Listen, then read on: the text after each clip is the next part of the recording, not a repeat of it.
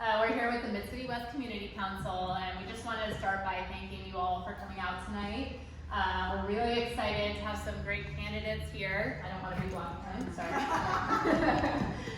Nithya, Raman, and Levy. So we've got a great night ahead. Just preview of how it's going to go. We have some pre-selected questions, and then we'll go towards the Q&A section towards the end, where we'll be able to pull some of the questions that you guys wrote down on your cards. And each candidate is going to be limited to 3 minutes per question, so you know. And Lindsay is going to introduce our wonderful moderator for the evening. I don't want to block people either. So Marissa Gluck is a journalist writing about all things Los Angeles for the past 15 years, focusing on urbanism, art, and architecture. Her work has been in publications such as the New York Times, the LA Times, LA Magazine, Curved, and many others. She was also an Annenberg Getty Arts Journalism Fellow in 2012. Marissa is also the co-founder of a local nonprofit called Design East of La Brea and has won 2 NEA grants for their work. We're so pleased to have you here, Marissa, so thank you so much for joining us. And she's also a constituent of District 4, so this is a nice little thing for her to be doing for us. So I'm going to hand it over to her so that the candidates can have their opening statements and enjoy. Thanks. Thank you, Lindsay and Marissa. They already sort of covered the process here. I'm going to ask questions. Each candidate will have about 3 minutes to answer. When you see the 1 minute sign go up in the back, that means you're counting down. We're going to do that for about an hour and then open it up to Q&A. We have your submitted questions, so we're going to use those for Q&A.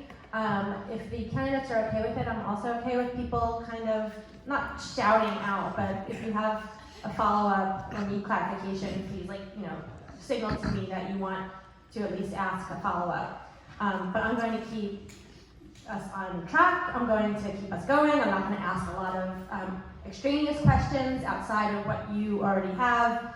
But I do want this to feel like a discussion more than like a formal debate, if you guys are okay with that, because it's a small room. Let's all be friends and neighbors. So I'm going to let each candidate start with their opening statement, and then we'll get right into the questions. So let's start with Sarah Kate. You want to start? Hi, everybody. Is this on? We're good? Yep. Okay. Yes. My name is Sarah Kate Levy, and I moved to this city 20 years ago, shortly after graduating from Yale, because I found a cheap apartment. My first apartment here was $300. And that apartment allowed me to put down roots in this city the way it used to be when young people came to this city. I worked a low-paying job in television, which I could do because I had this very inexpensive apartment.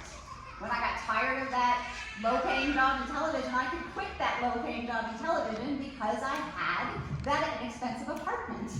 I eventually went back to school. I got my writing degree at USC. I met a wonderful guy, and we decided to have a family here. And the reason we chose to have our family here is that it had been so welcoming to us when we were young. But things have gotten a lot harder here.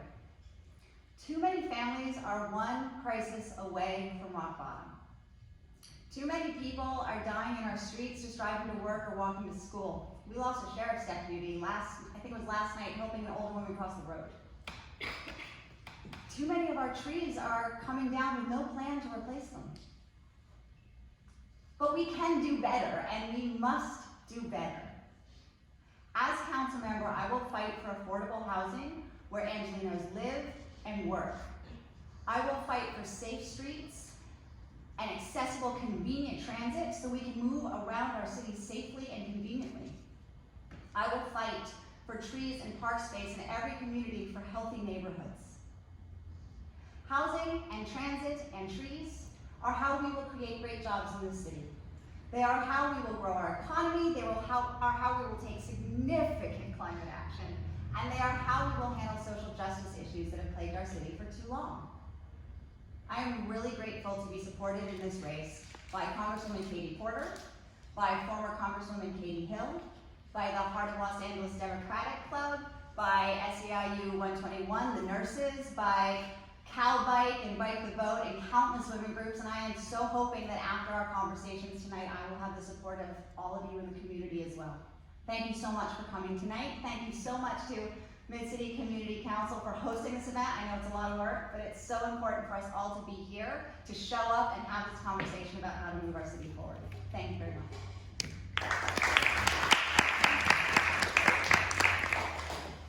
Hi everybody, my name is Nithya Raman.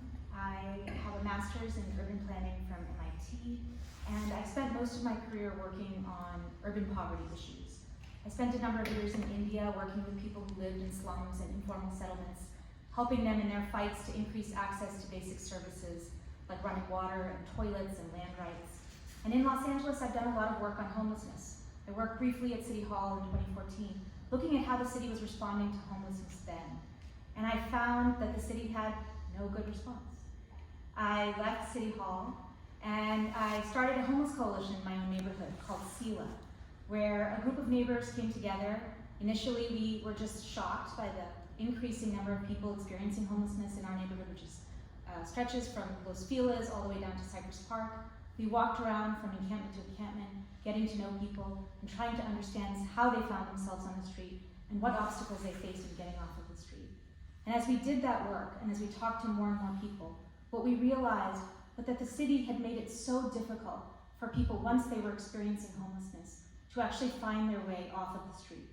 In that whole region that SELA served, a massive, massive stretch of the city, there was no walk-in shelter beds. There was not even a place where really people could use the bathroom. There was not a place where you could walk in and speak to a case manager. You couldn't go in and speak to a mental health caseworker if you needed help. If you wanted to get rehab, it was nearly impossible to get it. And I looked at the system that faced people who had fallen into homelessness here, and I realized that this was not a system that was designed to help people. This is a system that you build when you don't care. And I looked around at me and the other SELA members who were all working full-time. I left a job at Time's Up, the organization that came out of the Me Too movement, to run for this seat. But I looked around, we all had families. I had 2 little kids, 4-year-olds who were in preschool, and we were taking time away from our jobs, from our families, to spend nights and weekends applying for grants so that we could get the services that we so desperately needed in our part of the city. And I thought to myself, if our elected representatives felt even a 1/10 of the urgency that I did and that my fellow volunteers did to address this homelessness crisis and the broader housing crisis, of which this is really just the worst and most egregious symptom, then I think the city that we would be facing would look incredibly different. And so I decided to run, and I'm so happy to be here. I'm so grateful for the time that you guys have taken to come here and listen to us speak, and thank you to the council for hosting this event.